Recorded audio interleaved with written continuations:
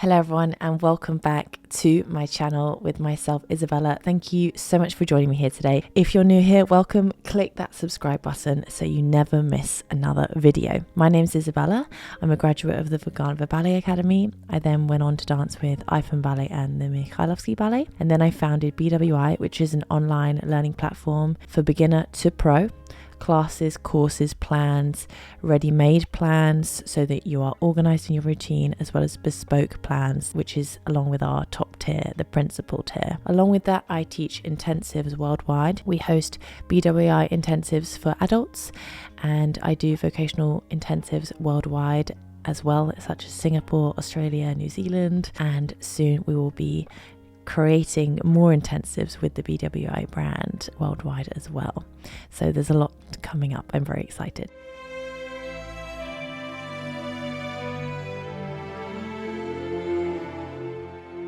So guys, today we're going to be doing a Q&A. So I asked you guys on Instagram, at Ballet with Isabella on Instagram, questions that you'd like me to answer, and so I've got a few for you, so we'll go through a few today.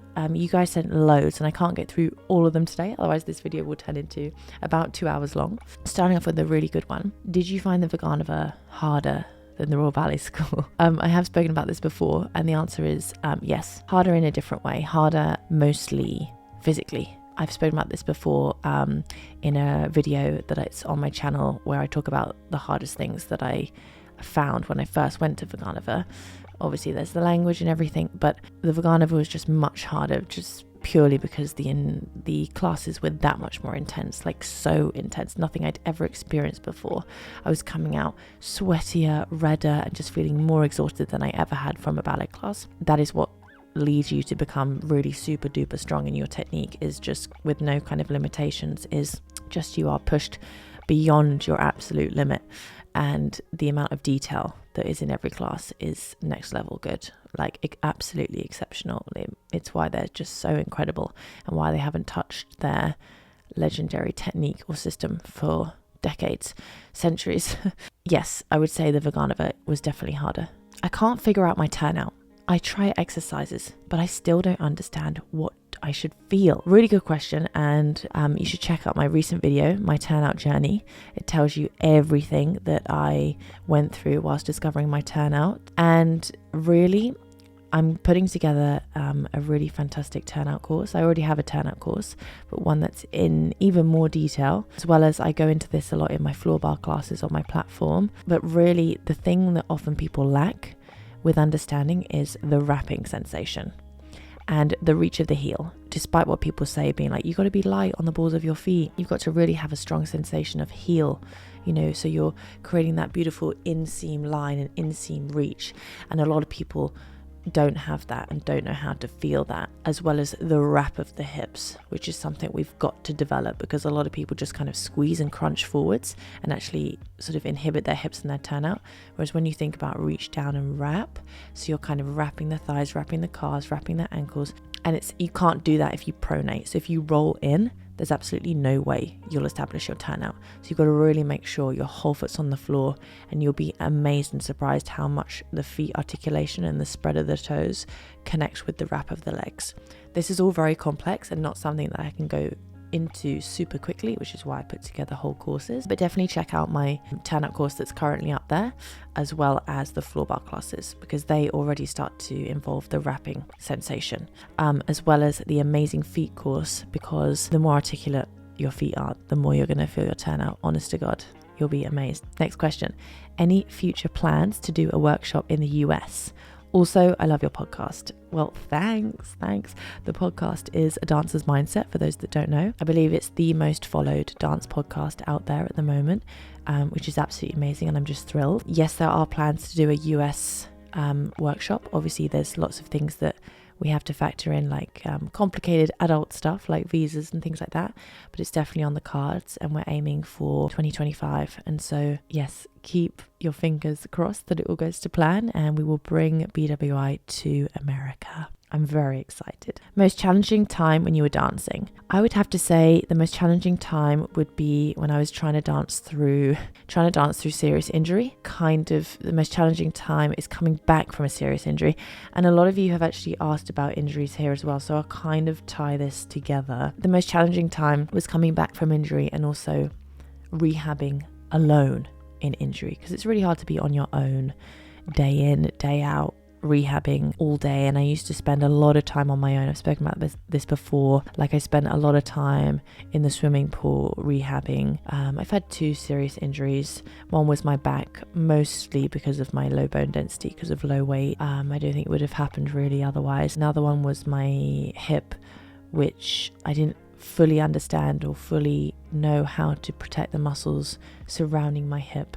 And so I got a problem with my hip. And so we can talk about that another time, but it's another reason why I spent, honestly, maybe a couple of years mastering my turnout, so that I was having safe practice and really understood how to work it. So it's why I talk a lot about the wrapping sensation. Injury and being in an establishment like a school or company, it's very challenging, because you kind of feel like, you're indebted to the authority above you. You're not allowed to be sick. You're not allowed to have an injury. It's not allowed to have anything wrong. You're sort of like treated like a racehorse, and racehorses are only kind of useful, say, when they're not injured. As soon as they're injured, well, if a horse breaks its leg, they're often shot. So that's not what's happening, but it kind of feels that way, like, oh, they're kind of useless now. The idea of a ballet dancer being injured is kind of like, oh my gosh, you feel like it's the end of the world. The most challenging time dancing wise wasn't so much the dancing, it was more mentally being able to cope with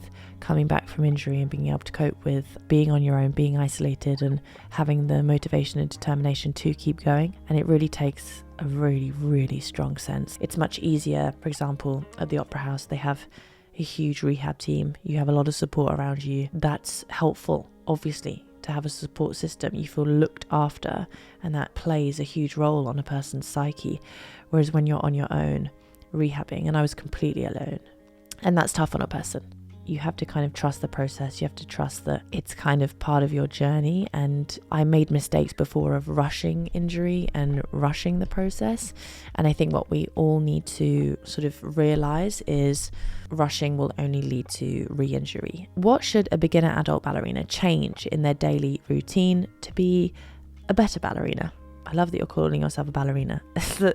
Ballerina is quite a controversial word in a way. Like, some people say you have to call yourself a ballet dancer until you're a ballerina, but I really like how you've used the word ballerina. I think I would look at my routine and be like, what is it currently and what do I want to change in the first place? So let's say you want to improve your linking steps, or you want to make sure you go up a level, or you want to improve your tendus and things like that, and you're not improving, then look at your routine and see, am I just going to the drop-in classes? Are the drop-in classes serving me, or are they kind of just like whatever, rushed, and no one's really being corrected, no one's really being looked at, which obviously is not what I'm about, but it happens most places. And then be like, okay, I need to take things into my own hands. What can I do to further myself? What can I do? You need to be as knowledgeable as possible. Watch classes online, even take some of my courses. My absolute beginner course, it's 8 weeks long, and people absolutely love it. It's useful for non-beginners as well, to be honest, but you can sort of really build the foundations and fill in the gaps. And I think as an adult, it's very easy to miss a lot and have a lot of gaps. So it's kind of like looking at routine and thinking, okay, how can I fill in the gaps? Along with that, you want to, if you're really serious about getting better, you've got to start and furthering your ballet. You've got to start conditioning. So you've got to condition your body, stretch, so that what you do know and the knowledge you have, such as for your pliés, your tendus, you can further them and get them better, because there's only so much we can do initially with the knowledge we have and the connection we have with our body. And it's all about kind of furthering that connection, building upon what we've had and improving that, so that then we can do those movements better. Because if we can do the foundational movements better, then subsequently the more difficult movements will also get better, and our understanding of our body and how to use it will increase as well. Obviously, I'm going to recommend the courses that I put together because I really work very, very hard on them. So I would recommend the 8-week absolute beginner course, as well as the conditioning and the stretching exercises that I've got on my platform for specific areas. If you struggle with routine, you can try some of the ready-made plans that you just follow so that you're organized. Do you have any tips to improve speed for petit allegro? for long-limbed dancers. So yes, I'm definitely long-limbed. The thing that you need to think about is obviously strengthening your feet, strengthening the speed of your feet, strengthening your inner thigh connection, and also making sure that you understand accent within Pitti Allegro. So I'll be definitely doing a Pitti Allegro course soon, like, I'm going to call it Upgrade Your Pitti Allegro. When you do Pitti Allegro, one thing that was a real breakthrough for me was understanding accent. So for example, when you do a glissade, especially with long limbs, and this actually slides into Grand Allegro as well, you never want to do something like glissade close. It's got to be glissade. So the accent with the second leg coming in has to be really, really honed in and worked on. The accent in Pitti Allegro is always the jump itself. And so you need to think, and 1 and 2 and 3 and 4 and 5 and 6 and 7 and 8, ta-da-ta-da. So it's always the second leg has to come in really quickly and speedily, and then it's like the floor's on fire and the floor is hot. So with the second leg coming in, obviously think then, okay, what muscle is that as the second leg comes in? It's my inner thigh. My inner thigh is coming in. You really want to make sure your inner thighs are nice and strong, as well as the toes, so that you can push off the floor and be really agile on them. So I do recommend my Pitti Allegro course. I already have a Pitti Allegro course. The exercises part, I think they're fantastic for gaining the speed and momentum. And then just remember the accent. So with Pitti Allegro, sometimes it's less about the actual jump and more about how you're linking into it. So if you're struggling being fast, I would say look at your linking steps going into it, because you'll probably find the jump easier. Because when you just do the jump on its own, jeté, like that's not that difficult. But when you do like glissade, jeté, that's instantly slightly more difficult. So look at how you're linking the steps together. Try to think about the accent of how you're linking them, and no doubt the Pitti Allegro exercise will instantly feel a bit easier just by thinking about that. Could you suggest some platforms that offer recorded classes and videos? Darling, where have you been? Yes, ballerwithisabella.com. I offer tons of classes, courses, which are like in-depth lessons and plans. Yeah, from beginner to pro. You are missing out. You're missing a treat. Head over there. You get a 2-week trial. ballerwithisabella.com. And then we also have live classes. People love the live classes. I'll be definitely adding more. We've got a fair few. I'm going away in May for lots of traveling teaching. Probably be adding more live classes once I'm back in September, but I'll be doing the odd extra one as well in the gaps, but putting more regular ones from September. But we currently have a fair few, like maybe 10 to 15 live classes every week, as well as all the recorded stuff, like tons, like over 100 classes and courses. So definitely check it out. Is it still possible to get on point if I start as a beginner at 30? How long would it take? How long would it take is not something I can massively answer, because it really depends on how often you're training, how strong you are, how strong your feet are, and what type of classes you're doing, your conditioning routine, like so many factors. Like it's much easier to say, oh, this 9-year-old, we will be on point by the time they're 11, because the routine and progression is kind of very linear and you kind of can really understand where they're headed. But as an adult, it's something that is very personal and specific to their routine and their life, etc. But what I will say, yes, it's possible, but don't rush it.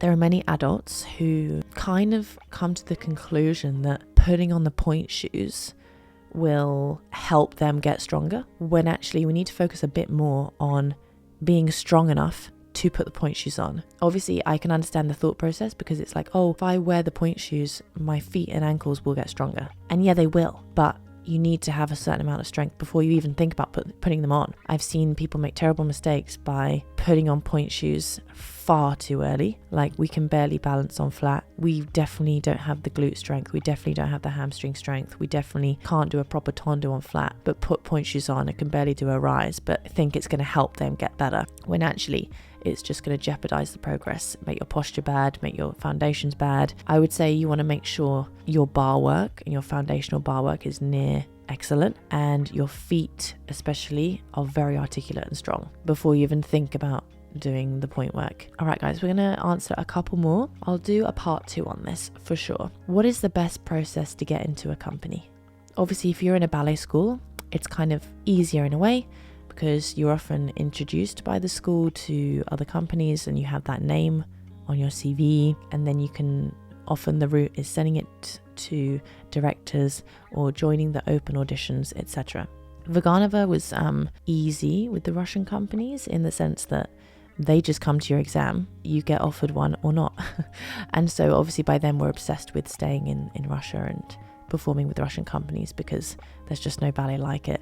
And so we don't really have the desire to go to Europe. We don't even think about it, to be honest. They come and then we get offered a place. So in that way it's simple. However, once you're in the sort of freelance scene, or you're maybe in your early 20s and you're trying to get your first job, or maybe your second job and you left for a while, it becomes a little bit more complicated.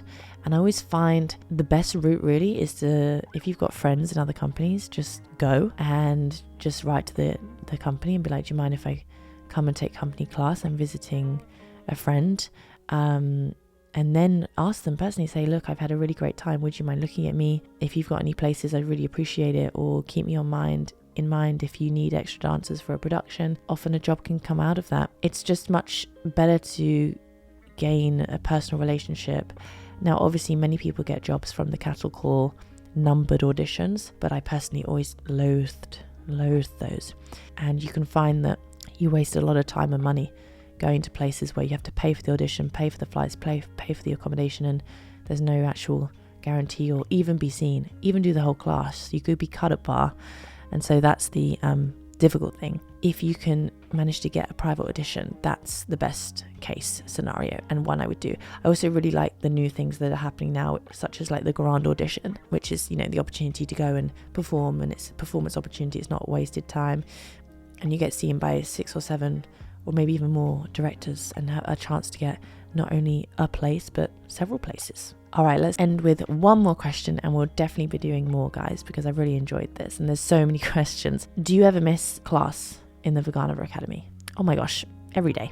It was one of my most favorite times, and to be honest, every open class I teach now, every intensive class, every class I do, I'm always kind of there at the Vaganova as I'm doing it. I'm almost embodying my teachers that I've had over my whole career and my whole training. I really miss it. And every class I do, like I said, I'm kind of there experiencing the Vaganova again because it's so in my soul. And it was honestly one of the best times ever. Loved it with all my heart. And it's why I'm so passionate. And I think you can see that, like when I'm teaching and when you see my posts, I just completely love it because I just love ballet, and watching someone get better and improve in front of my eyes, knowing that I helped with that, is just so rewarding. It's quite hard to put into words, but it's so rewarding. So yes, I do miss the Vaganova a hell of a lot. So guys, thank you so much for listening to this Q&A. Like I said, there's a ton more, so I'm definitely going to do a part 2. I may even do a part 3 because I think it's better to keep these videos not too long. So I'll do a part 2 very, very soon. I hope you enjoyed this. Please leave your questions and comments down below, and I'll definitely add them into the next part as well. If you don't follow me on Instagram, definitely do. I post so much stuff, from tips to little story time sound bites, and as well as class footage and what's coming up on my platform. And then yes, if you're really looking to improve, because listen guys, most of your questions are about improving stuff, whilst I'll definitely share more here as well. You should definitely check out my platform. You won't regret it. And you get 2 weeks for free, and in those 2 weeks, regardless if you stay or not, you could learn something. You could improve. You could have a breakthrough moment. Sometimes we watch something and something clicks and instantly we improve. I don't think you can lose here. So definitely check it out. ballerwithisabella.com. 2 weeks for free. And no matter where you are in your journey, we can often feel really anxious about how much we're achieving that day, especially if we're in school. And one thing that I think will be really helpful for you when you get up in the morning, say this mantra to yourself: every failure that I have today is okay, because it's a lesson learned for tomorrow. And I wish I had said that to myself every day at school, because guaranteed the day would have been different and I would have felt more positive and more sort of confident about my failings, because actually that was me getting better. That was me learning. No professional, none of your favorite people that you watch, they all started with potential, but unused potential is kind of useless. We all have to fail to get better. So guys, I hope you enjoyed this video. Please subscribe so that you never miss another one. And we've got many more videos coming to you, and I'll definitely do a part 2 of this soon. So I hope you enjoyed this chat. Ballet is a wonderful thing, so let's keep improving, keep practicing, and I'll see you guys super soon. Bye for now.